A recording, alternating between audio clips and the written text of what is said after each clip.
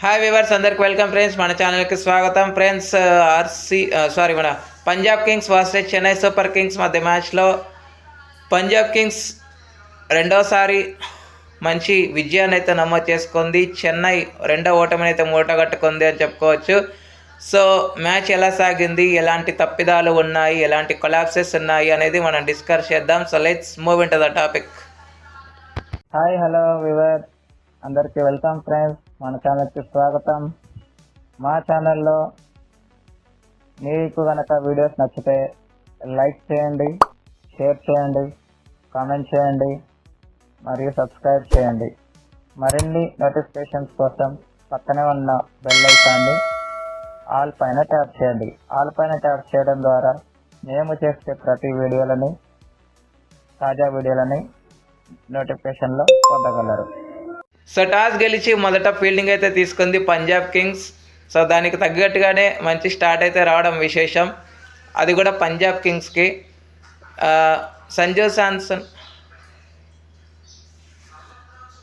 శాంసన్ మొత్తానికి దూరం మొదటిసారి ఫెయిల్ అయిన విషయం అందరికి తెలిసిందే కదా. మళ్ళీ ఈసారి కూడా ఫెయిల్ అయ్యాడని చెప్పుకోవచ్చు. 7 runs వేసి తను అవుట్ అయ్యే సమయానికి స్కోర్ 14.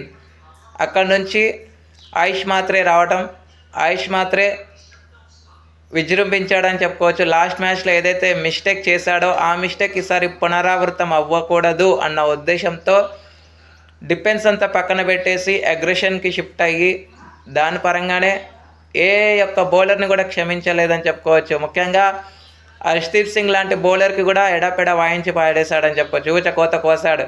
సో తను తొందరగానే 50 కూడా కంప్లీట్ చేసుకున్నాడు. 10 ఓవర్స్లోనే 100 మార్క్ అయితే రీచ్ అవ్వగలిగింది. అయితే ఒకనొక టైంలో సిఎస్కే 230, 240 స్కోర్ బోర్డ్ పైన పెట్టగలుగుతుందా అన్న ఊహాగానాలు అయితే వ్యక్తమయ్యాయి. కానీ మిడిల్ ఓవర్స్లో పంజాబ్ కింగ్స్ పుంజుకున్న తీరు అనివార్యం, అదే జరిగింది. సో ఎప్పుడైతే ఫస్ట్ రుద్రాజ్ గైక్వాడ్ 28 runs వేసి అవుట్ అయిన తర్వాత 96 runs పార్ట్నర్షిప్ ఏదైతే ఉందో ఆ పార్ట్నర్షిప్కి బ్రేక్ పడింది. తర్వాత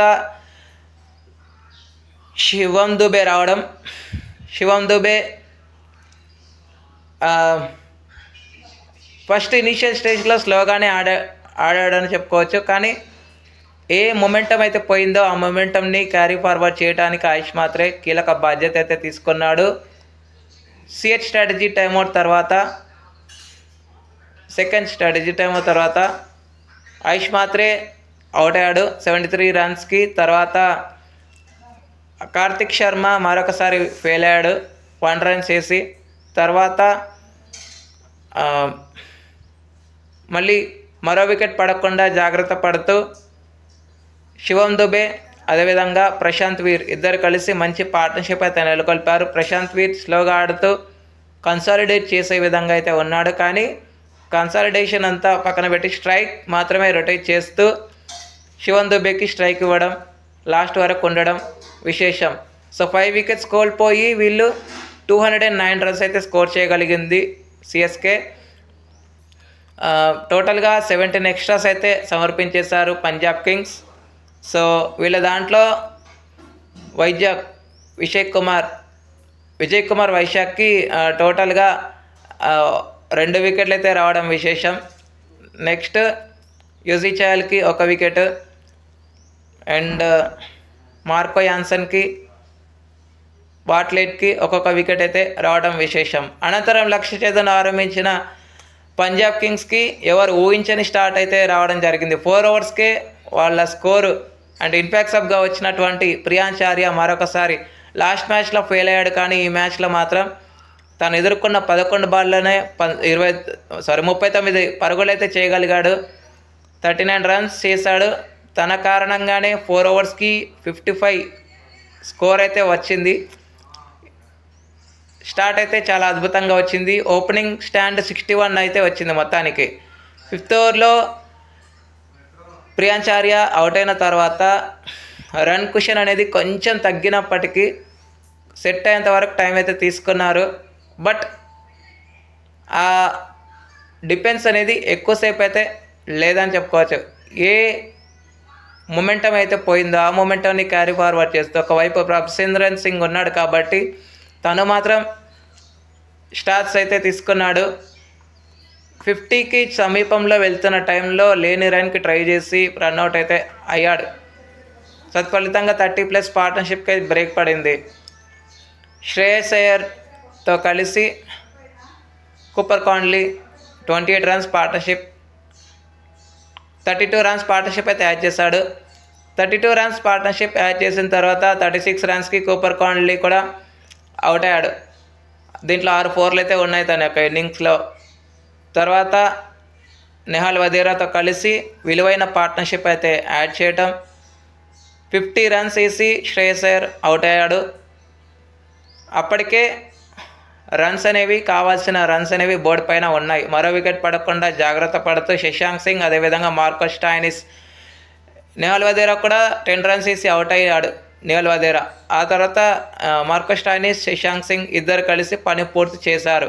టోటల్గా 8 బాల్స్ మిగిలి ఉండగానే అంటే 18.4 ఓవర్స్ మిగిలి ఉండగానే 18.4 ఓవర్స్లోనే మ్యాచ్ని అయితే ఖతం చేశారని చెప్పుకోవచ్చు. 18.4 ఓవర్స్లోనే మ్యాచ్ని అయితే ఖతం చేశారు. టోటల్గా 210 అయితే స్కోర్ చేశారు.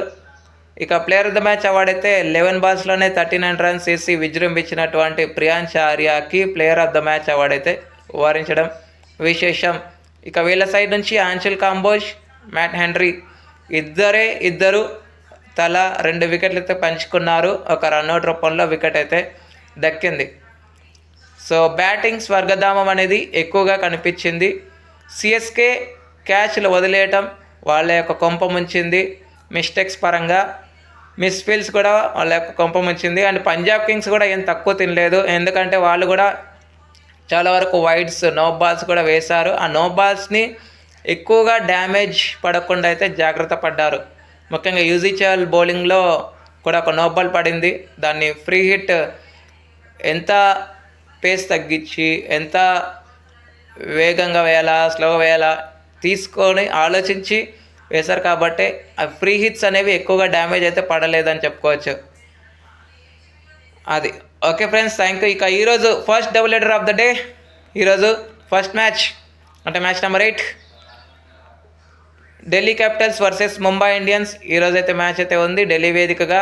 సో ఎవరు విన్ అవుతారు అనుకుంటున్నారో కామెంట్ బాక్స్లో కామెంట్ చేయండి. అదేవిధంగా ఈరోజు నైట్ వచ్చేసి Rajasthan Royals versus Gujarat Titans, ఇది ఈరోజైతే ఉంది. ఎవరు విన్ అవుతారు అనుకుంటున్నారో కామెంట్ చేయండి.